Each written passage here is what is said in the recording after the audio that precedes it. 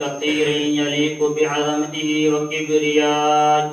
والحمد لله على نعمة الإيمان ونعمة القرآن، والصلاة والسلام على سيد الإنس والجان صلى الله عليه وعلى آله وصحبه أجمعين. أما بعد، فقال الله تعالى: قل هل يستوي الذين يعلمون والذين لا يعلمون إنما يتذكر أولو الألباب. صدق الله العظيم وصدق رسوله النبي الكريم. إن الله تعالى بعث الأنبياء والمرسلين إلى هذا العالم إخراج الناس من الظلمات إلى النور الساطع المبين. فأرسل الله تعالى سيد آدم قبل كل نبي، ثم أرسل الله تعالى في آخر نبينا محمد المصطفى خاتم للنبيين والمرسلين.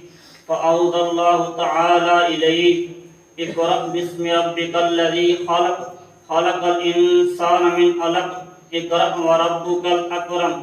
وقال الله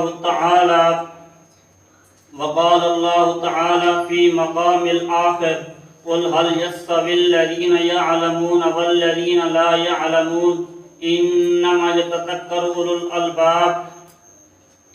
وجاء في الحديث عن أبي أمامة رضي الله تعالى عنه أن رسول الله صلى الله عليه وسلم قال: إن الله وملائكته أهل السماوات والأرض والنمل في جحرها وحتى الحوت ليدلون على معلم الناس خير.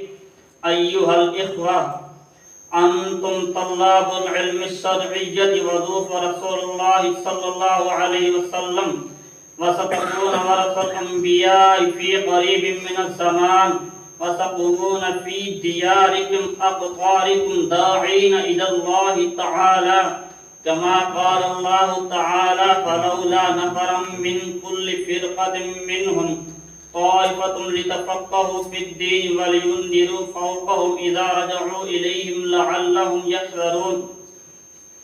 فعليكم أن تخلقوا بإخلاق الرسول، وأن تقتدوا بقدره وتأسوا بأسوته، فإن الله تعالى يقول: لقد كان لكم في رسول الله أسوة حسنة لمن كان يرجو الله واليوم الآخر وذكر الله كثيرا.